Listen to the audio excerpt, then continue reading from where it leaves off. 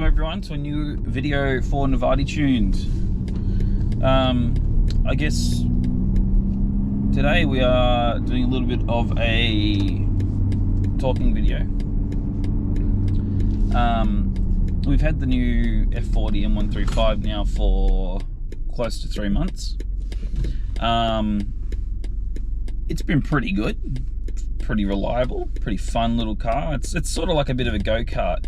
There are obviously some very specific impressions about it though that I've had since owning it. I mean, the gearbox is probably my biggest point of contention on the car. It's not terrible, it's not great, it's somewhere weirdly in between. I think a lot of it comes down to more or less the actual tune that BMW have installed onto the TCU for this gearbox. I don't really think it's the gearbox itself that's problematic. We've been doing back-to-back tuning on this now for a little bit, and it's running more torque than what it does factory, and the box has been holding up pretty well, and I haven't noticed any detrimental effects to shifting or transmission, I guess, operation at this point.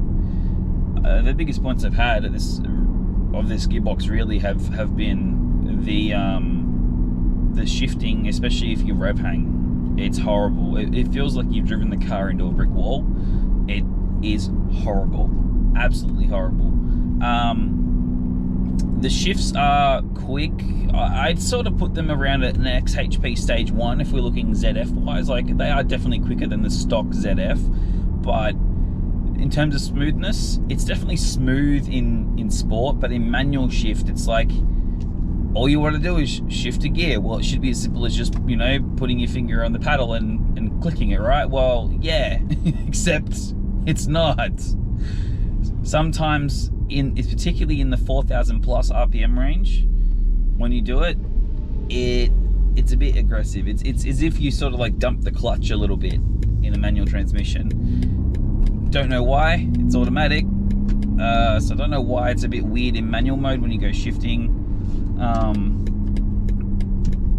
But yeah, it is quite annoying. Other than that, I think the biggest improvement we've seen, and this is a solid improvement that I think everyone should definitely be excited for though, is when you install a tune on these engines and you disable the torque limiters from the transmission, and primarily, you know, not so much to do it because you want more torque out of the whole car, which I mean obviously you do, but the biggest reason why you should do it is that it removes the torque limiters that are in first and second gear, which are only removed in the factory calibration if you're in launch control. I mean, it's a bit annoying that it's set up like that, because first and second gear naturally in this car feel absolutely shit. Feels so terrible. I mean, the moment that you disable those torque limiters, the car is just, it is fundamentally so much better to drive around town. It's a substantial improvement. I definitely have enjoyed driving the car way more now than before. It is so much more fun, and it's just because first and second they felt short, they felt very low in power. There was a huge problem between shifting from second to third gear, where it would just basically like just jerk the car, because you're going from having like, you know, maybe 200 newton meters of torque, and then all of a sudden getting like, you know, 400. Very, very annoying and very obnoxious. But besides all of that, the car's been pretty good. The layout of the digital tachometer, or the speedo, I guess as some people may call it, or the combi as BMW call it, it's alright. Look, the G80 M3 one's definitely looks better, and I've been toying around with coding it in to try and get it to work 100% right. I'm almost there. I've just got a few things to fix up, mainly like, you know, the high RPM sort of indicators where it's got 8,000, 7,000 RPM. Obviously the car doesn't rev that high. I've been slowly tweaking that away. I've managed to fix the actual color code for the rev limiter. I've enabled a shift light on the actual on the dash now. Obviously there is one on the HUD. I've been trying to enable MHUD mode, but it looks like we're missing some sort of configurations because it's not quite enabled.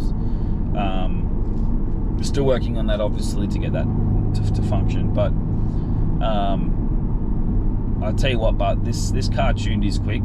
The factory intercooler is terrible. Factory exhaust is a little restrictive because we've done a lot of this tuning on just stock parts, and we're doing that because we want to see just how far we can get out of the stock hardware and sort of what are the downfalls of it, right? So we are going to the dyno very soon on just on a stock car. We just want to see what the car does stock here in Australia. But we will be going back obviously tuned. We've got a downpipe already. We've, you know, it's on order. We've got a charge pipe and inlet that's already in the shop. So we're slowly ready to properly send this thing full time. We've got wheels, we've got a wrap coming. There's quite a few things that are on the to-do list. We haven't forgotten about the N20. Obviously, you would have seen some fresh N20 content recently. The N20 blocks are going hard. They've been, you know, quite I guess a challenge, but we've managed to work through those challenges, and unfortunately those challenges have sort of delayed us on time, but we have made pretty solid progress on those. So you should see some more video content, particularly with one in a car, in the next month, ideally, thereabouts. And for those that haven't actually seen as well, we took the car to the drags in its stock format.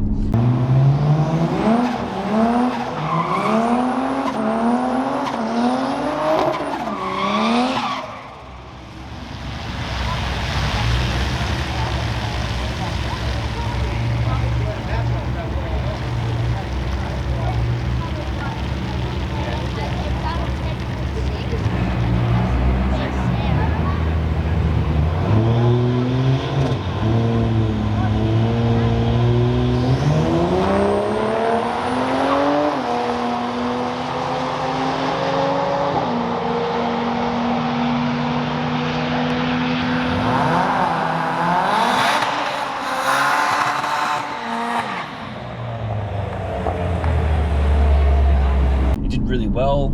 It could have done better. These tyres that are on this car are garbage. They're, I think, Continental Sport Premium or something along those lines. They're not the best tyre, but it's functional. And there's plenty of trade on them. I'm not going to replace them for the sake of replacing them. I'll wait till they're worn down and then I'll replace them. But we were having problems when we were at the drags of the tyre slipping. That was quite annoying, quite frustrating. Especially shifting second and third, the thing would just chirp wheels like it was bloody going out of fashion. So a little annoying, but yeah. So there are plans obviously to sort that. But the car did 12.9. That was our best time at the drags. I reckon we probably could have gotten 12.8 with some better tires, but it is what it is. I mean, the hardest part with an all-wheel drive car is actually the launch. We can't do a burnout to warm the tires up beforehand, obviously. It's incredibly hard to try and do that anyway, especially at a drag strip. But regardless, the launch is hard in this thing. The launch is absolutely fucking phenomenal. I gotta say, like, it's really good. It does sort of, I mean, like I said, this car feels a bit like a go-kart, but it does sort of feel like a bit of a big go-kart. It's almost like an ATV, but it's not quite an ATV sort of feeling about it. I did a big trip recently actually in this car with, it was a 1600 kilometer round trip. The car is not designed to be sat in for long periods of time. These seats are great as sport. They are phenomenal sport seats. They are horrible long distance trip seats. Absolutely horrible. Even with all the adjustments you can do to the lumbar support, because obviously you've got the side bolsters, but you've also got the back lumbar controls as well. And the heated seats, they're also heated, they're also automatic, they've got memory, which is great. All these things, though, still doesn't make it great for long distance driving. So there are some caveats, obviously, but you win some, you lose some. The sexy black car. Yes, let's look for the sexy black car. I can't wait to pick up the fucking brick.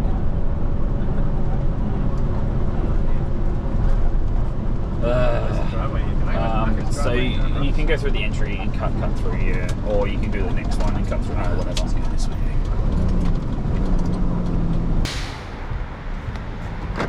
Alright, let's see. So we need to put the fucking car into neutral because the EKP module has killed itself. Let's see. Nope. Alright. Hard neutral it is.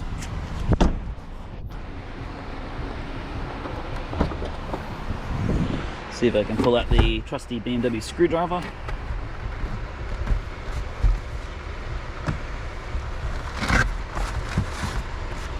So not helpful. Anyway, we're going to put the car into neutral.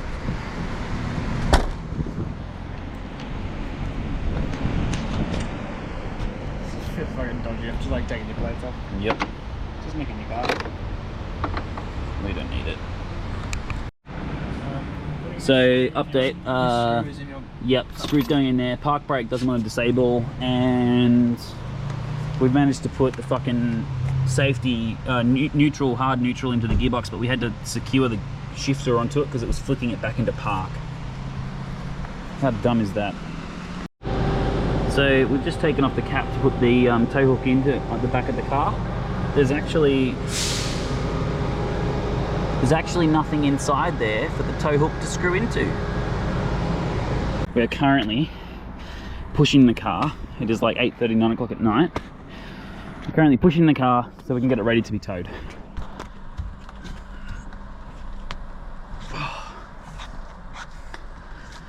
What a nightmare. We've had to disengage the parking brake, then disconnect the battery to try and put it into fucking, to allow it to roll, because it refused to roll. And then to get the transmission to hold neutral, we've had to put a spanner and sort of like, I guess, we've used a spanner and put the spanner between, a screwdriver and put it between the spanner and one of the mounting holes in the chassis, because when you try and put it into neutral in the gearbox, it springs it back into park. It's not like on the old ZFs where you can just unscrew it, or screw up rather, a bolt to put the gearbox into hard neutral. So as you can see, here we go, tow truck. Fun day. Get the car towed. All I tried to do was attempt to switch between E85 and 98 RON tune, and for some reason it placed the EKP into a programming unreadiness state and it refuses to turn the fuel pump on, so I can't turn the car on, obviously. Got nothing to do with the tune, it's all flash related. Quite annoying, quite frustrating. Nothing's trying to fix it, so the only option I have is to either attempt to try and do some sort of programming on the bench with the module, or replace it with another module that's obviously got programming. ISDA couldn't even get it out of programming unreadiness state, so huge pain in the ass. And up the tilt tray we go. Woo! What a fun day this is. What a fun day. We are now on top of the tilt tray. Yay. How are we going? The braking didn't fuck up the straps, did they? No. No, cool. The straps are stronger than the brakes. Fair. Yay. Well, this makes for great YouTube content, obviously. Oh, lovely. I was like, well, I can't actually see much of anything. That is a fair point. And now on to home. Home again. Da, da, da, da, da. There is the car. What a spicy boy. Well, that was a fun adventure. How many times now have you bailed me out with fucking cars now? Oh, like once, twice, 7 times. Just get it down real. That's true. So, we are finally home on Christmas Day at 10 PM at night. We're about to lower the car off in my street. The park brake, we've had to basically try and attempt to start the engine to turn the park brake off because it wouldn't turn off otherwise, and then pull the negative terminal off the battery so the engine would turn, like the electrics in the car would turn off, so that we could keep the park brake off. Otherwise, every time we take our foot off the brake and the transmission was in neutral, it would essentially try and put the car back into park brake. Very annoying. Anywho, as we can see, we've got a little bit of light here. Hello, street light. 10 AM. Car, it's pretty hard to see, but car is in the driveway. We have a street light. Yeah, here. Merry Christmas. Fucking joke.